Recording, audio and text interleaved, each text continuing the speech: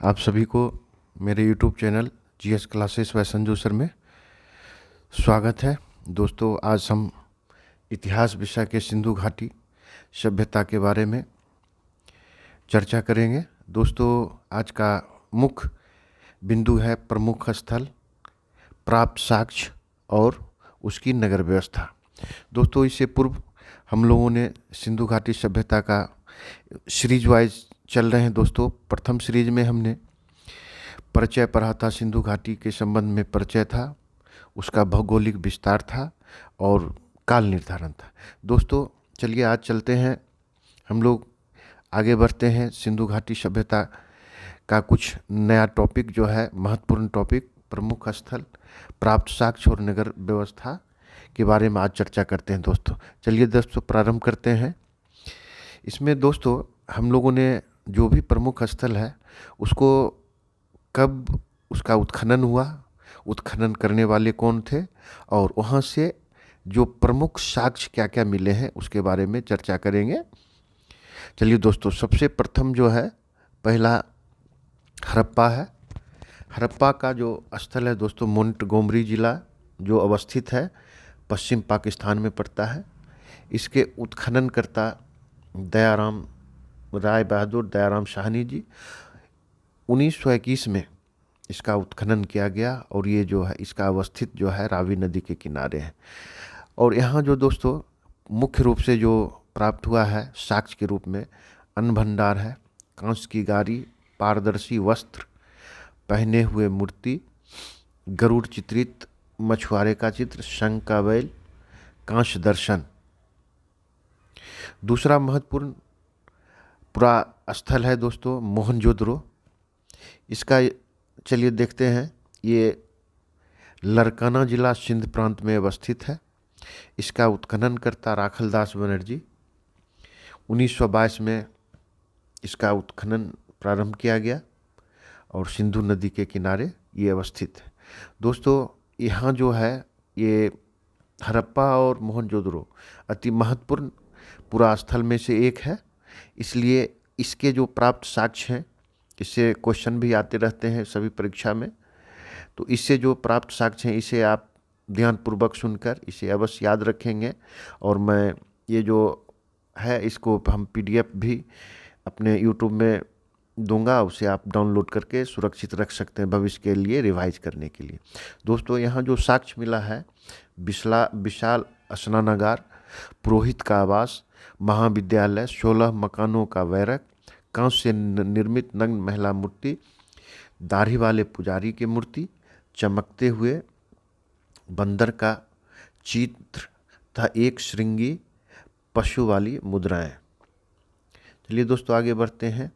लोथल जो है गुजरात राज्य के अहमदाबाद में अवस्थित है और इसके उत्खननकर्ता रघुनाथ राव 1957 में किए, भोगवा नदी के किनारे अवस्थित है। यहाँ से जो प्रमुख साक्ष्य दोस्तों मिला है, गोदीवारा, जिसे बंदरगाह कह सकते हैं, ये हमेशा क्वेश्चन पूछता है दोस्तों किसी भी एग्जाम के लिए। ये जो है अग्निवेद का गोदीवारा जो है बंदरगाह है, इसे अवश्य ध्यान रखेंगे। हाथी का दांत, चावल, घोड़े की मृण मूर्तियाँ, चालाक लोमड़ी का चिन्ह। 4 नंबर में है चान्हुद्रो। ये सिंध पाकिस्तान में अवस्थित है। अर्नेस्ट मैके और एनजी मजमूदार के द्वारा उत्खनन किया गया 1931 में। यह भी हाँ दोस्तों, यह भी जो है सिंधु नदी के किनारे अवस्थित है। यहाँ जो प्रमुख साक्ष्य मिले हैं, मनके बनाने का कारखाना, बिल्ली का पीछा करते हुए कुत्ते का साक्ष्य, लिपस्टिक, कांस्य गाड़ी, बकराकार ईंट। कुछ पिक्यूलियर टाइप का जो नाम रहेगा दोस्तों उसे अवश्य ध्यान उस पर रखेंगे। 3 घड़ियालों और 2 मछलियों के अंकन वाली मुद्रा, काजल। आगे बढ़ते हैं दोस्तों। कालीबंगा जो राजस्थान के हनुमानगढ़ जिला में है। राजस्थान में एक हनुमानगढ़ जिला है दोस्तों, वहीं कालीबंगा अवस्थित है। इसका उत्खनन 1953 में अमलानंद घोष के द्वारा किया गया और ये घग्गर नदी के पास अवस्थित है। यहाँ जो प्रमुख साक्ष्य मिले हैं, जुते हुए खेत के साक्ष्य, ये भी महत्वपूर्ण है। भूकंप के साक्ष्य, अग्नि हवन कुंड, अलंकृत चूड़ियाँ, संभवतः एक फसल बोने का साक्ष्य तथा लकड़ी का नाला। देखिए दोस्तों, नाली कहने का तात्पर्य है कि नाली तो बनाया ही गया था, लेकिन यहाँ लकड़ी का नाला है, इसलिए इसे अवश्य ध्यान में रखेंगे। आगे बढ़ते हैं दोस्तों। बनवाली, 6 नंबर बनवाली है। ये हिसार हरियाणा में अवस्थित है। RS बिष्ट के द्वारा 1973 में इसकी खुदाई की गई। सरस्वती नदी के किनारे अवस्थित है। मिट्टी का हल, सड़कों पर बैलगाड़ी के पहिए के साक्ष्य मिले हैं। रंगपुर दोस्तों, यह भी अहमदाबाद गुजरात में अवस्थित है। SR राव द्वारा 1954 में इसकी खुदाई की गई। यह भादर नदी के किनारे अवस्थित है। ज्वार बाजरा, यहाँ देखिए दोस्तों, ज्वार बाजरा के साक्ष्य मिले हैं। 3 संस्कृतियों के ऑपरेशन, नलियाँ, कच्ची ईंट के दुर्ग, धान की भूसी। ईंट हो गया दोस्तों, ईंट होगा यहाँ, इसे ईंट इसको कहा जा सकता है। इसको आप लोग ईंट पढ़ेंगे। आलमगीरपुर, ये दोस्तों मेरठ में है, उत्तर प्रदेश। इसकी खुदाई एक यज्ञदत्त शर्मा के द्वारा किया गया। यह हिंडन नदी के किनारे अवस्थित है। मृद भांडों के ऊपर रंगीन चित्रकारी का साक्ष्य यहाँ से मिला है। सूत कांगे डोर बलूचिस्तान में अवस्थित है। और स्टाइन के द्वारा 1927 में इसकी खुदाई की गई। दास्क नदी के किनारे यह अवस्थित है। 3 संस्कृतियों के साक्ष्य, प्राकृतिक मानव अस्थि, राख से भरा बर्तन मिला है। दोस्तों, राख से भरा बर्तन अर्थात इस चीज़ का आज भी लोग जो अपने पूर्वजों के अस्थि का जो संस्कार करने जाते हैं कलश में, उसी तरह का अस्थि राख से भरा एक बर्तन मिला था। बेबीलोन से व्यापार के साक्ष्य, बंदरगाह। मांडा दोस्तों, हम लोगों ने पूर्व में पढ़ा है। मांडा जो सिंधु घाटी सभ्यता की उत्तरी सीमा में अवस्थित है। यह जम्मू कश्मीर में है अवस्थित। जगपति जोशी के द्वारा 1982 में इसका उद्भेदन किया गया, इसका खुदाई की गई। चिनाब नदी के किनारे अवस्थित है। ब्लेड मोहरों के साक्ष्य यहाँ से प्राप्त हुए हैं। 11 नंबर में है दोस्तों राखी घड़ी, ये भी हिसार में ही है। सूरजभान के द्वारा उत्खनन किया गया 1969 में, 1969, घग्गर नदी के किनारे अवस्थित है। ताम्र उपकरण, हड़प्पा लिपि युक्त मुद्रा प्राप्त हुई है। दोस्तों, यूँ तो कई सारे स्थल हैं सिंधु घाटी सभ्यता में, लेकिन मैंने 11 स्थलों का जिक्र अपने इस वीडियो में किया है दोस्तों, जो महत्वपूर्ण है। मुख्य रूप से इसी से प्रायः क्वेश्चन भी आते हैं, इसलिए मैंने 11 स्थलों का जिक्र और वहाँ से प्राप्त साक्ष्य के बारे में आप लोगों से शेयर किया है। ऐसे तो जैसे सुरकोटदा हुआ और कई कई जगह है दोस्तों, बनवाली है, रंगपुर है, कई जगह है। और हम लोग जो है ये अवश्य याद रखेंगे जगह उसकी खुदाई कब हुई और किस नदी के किनारे है। मतलब इसमें जो भी टॉपिक में दिया हुआ है दोस्तों, सभी के सभी इम्पोर्टेंट हैं और फैक्ट। चलिए दोस्तों, आगे बढ़ते हैं हम लोग। सिंधु सभ्यता जो पूर्व में भी हम लोग पढ़ चुके हैं दोस्तों, ये जो है इसकी नगर जो व्यवस्था थी ये काफ़ी महत्वपूर्ण थी। ये नागरिक सभ्यता के ही लिए सबसे जाना जाता है। इसीलिए चलिए दोस्तों, हम लोग इसकी नगर योजना और इसके संरचना के बारे में पढ़ते हैं। दोस्तों, ये विदित है कि जो हड़प्पा संस्कृति की मुख्य विशेषता जो नगर योजना प्रणाली थी, इसमें क्या क्या चीज़ आते हैं दोस्तों। अमूमन आज भी हम लोग जो नगर और ग्रामीण क्षेत्र की तुलना करते हैं, तो नगरों में इसलिए लोग अभी अवस्थित हैं या लोग पलायन कर रहे हैं, उसकी मुख्य वजह वहाँ की सुविधाएं ही। आज के परिप्रेक्ष्य में सोचेंगे तो मुख्य रूप से स्वास्थ्य, शिक्षा, सड़कें आदि, और रोजगार के परिप्रेक्ष्य में भी समझ सकते हैं के कारण लोग ग्रामीण परिवेश से शहरी परिवेश में पलायन कर रहे हैं। दोस्तों, हम लोग थोड़ा सा तुलनात्मक करेंगे तो याद रहता है। किसी भी चीज़ का दोस्तों अगर तुलनात्मक अध्ययन करेंगे, आप मैं सब व्यूअर से या जो भी गाइज हैं, आप यदि तैयारी कर रहे हैं तो हमेशा तुलनात्मक पढ़ाई कीजिए। तुलनात्मक ढंग से याद करेंगे तो याद रहेगा, ये हमेशा याद रहता है। अगर भूल भी जाते हैं, रिवाइज भी नहीं करते हैं, तो आप तुलना करके उसको आप रिकॉल कर सकते हैं। तो दोस्तों, उस समय की जो सिंधु घाटी सभ्यता के मुख्य रूप से नगर योजना और उसकी संरचनाएं में जो थी, उसमें इमारतें थी, सड़कें थी, नाला था और उस समय का ईंट था। इसी के बारे में हम लोग चर्चा करेंगे। चलिए दोस्तों, चलते हैं नगर योजना, टाउन प्लानिंग और बिल्डिंग्स के बारे में। इमारतें, हड़प्पा संस्कृति की प्रमुख विशेषताएं इसकी नगर योजना प्रणाली थी। ये ध्रुव सत्य है। तत्कालीन जो भी सभ्यता थी, उस समय सबसे विकसित ये सभ्यता थी दोस्तों। हड़प्पा और मोहनजोदड़ो के दोनों नगरों के अपने अपने दुर्ग थे। नगरों में भवन के बारे में विशिष्ट बात यह है कि एक ग्रिड व्यवस्था के तहत व्यवस्थित थी। ग्रिड व्यवस्था दोस्तों, आप मोबाइल में कभी देखते होंगे कि कोई ऐप है या मान लीजिए कोई आप डाउनलोड करके बहुत सारे फाइल्स रखे हुए हैं, उसमें एक देता है ग्रिड और एक लिनियर टाइप का देता है। तो ग्रिड व्यवस्था मतलब हुआ कि आप रेक्टेंगल या स्क्वायर में उसकी जो अवस्थित होना। चलिए दोस्तों, आगे बढ़ते हैं। ग्रिड व्यवस्था के तहत नगरों के भवन बनाए गए थे।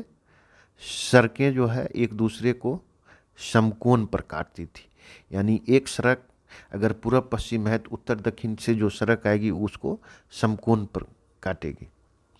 घरों का निर्माण एक सीध में सड़कों के किनारे व्यवस्थित किया गया था दोस्तों। घरों का जो है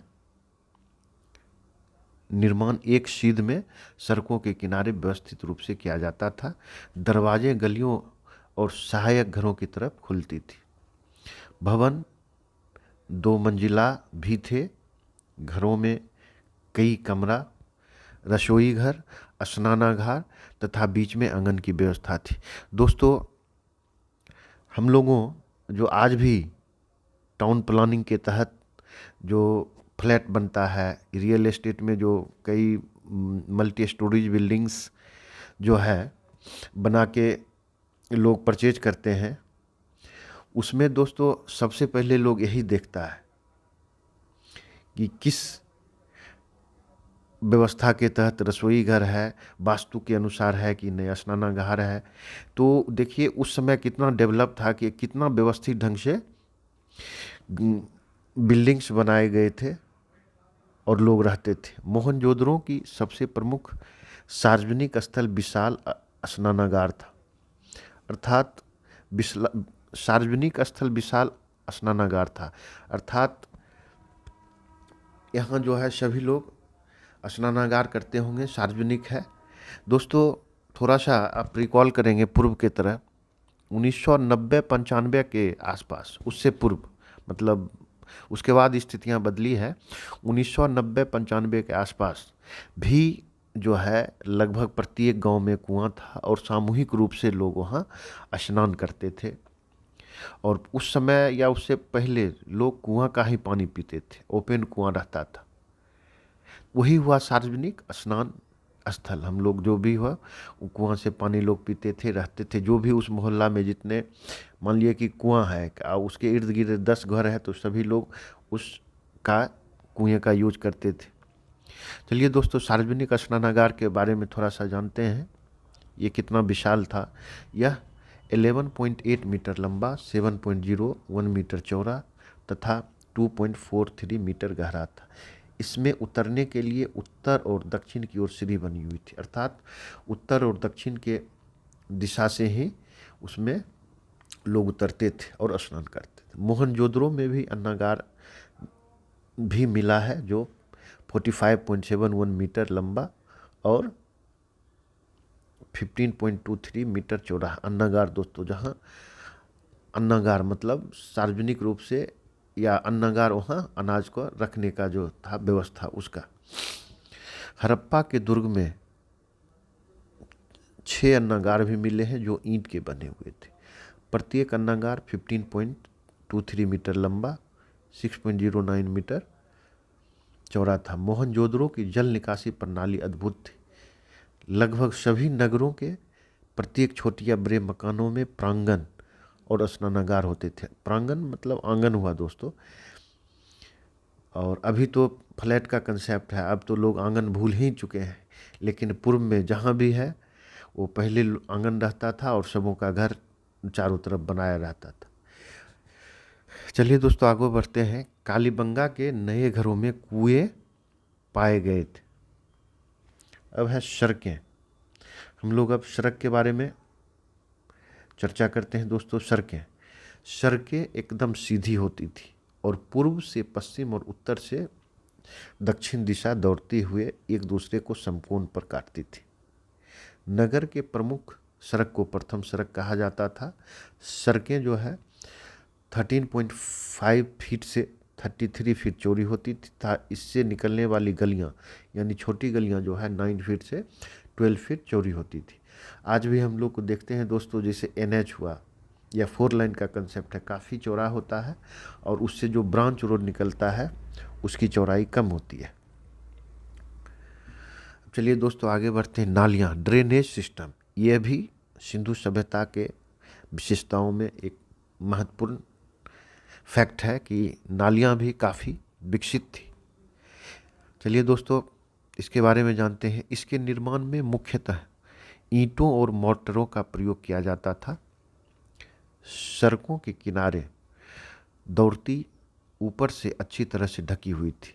घरों से जल की निकासी मोरियों द्वारा होता था जो मुख्यतः मुख्य नालियों में गिरती थी। वर्षा के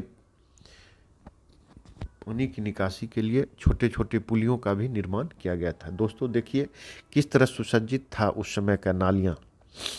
आज अभी हम लोग जो बिहार वासी हैं देखते होंगे, ये माननीय मुख्यमंत्री जी का जो नली गली योजना के तहत इसी तरह का कंसेप्ट बना हुआ है कि सड़क के किनारे नाले का निर्माण किया जाता है और जो भी घरों है उनके घर का पानी उसी नाले के तहत नदी या तालाब में जाके उसकी निकासी होती है।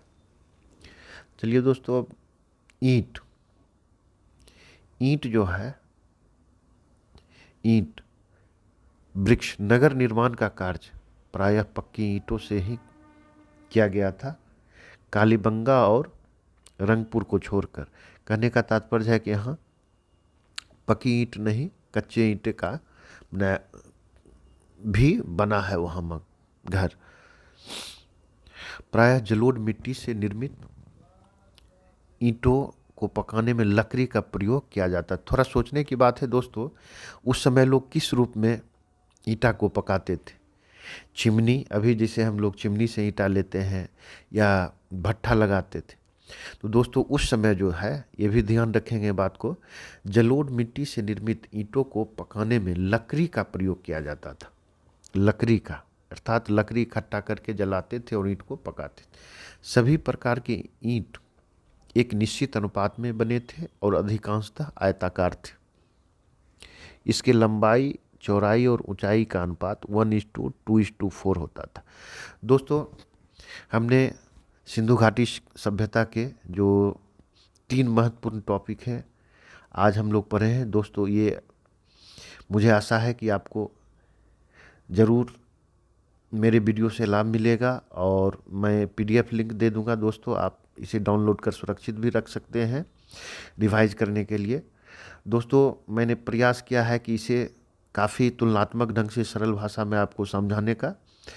दोस्तों चलिए मिलते हैं नेक्स्ट वीडियो में। हम लोग सिंधु घाटी सभ्यता के जो है बारे में हम लोग उसकी सामाजिक जीवन के बारे में पढ़ेंगे, आर्थिक जीवन व्यवस्था कैसी थी, राजनीतिक व्यवस्था की क्या थी, कृषि, पशुपालन आदि से संबंधित हम लोग नेक्स्ट वीडियो में पढ़ेंगे। तब तक के लिए आप सभी को दोस्तों धन्यवाद। और दोस्तों होली की आप सब जो भी व्यूअर्स हैं, मैं मेरी ओर से आप सभी को होली की बहुत बहुत हार्दिक शुभकामनाएं। थैंक यू दोस्तों, थैंक यू।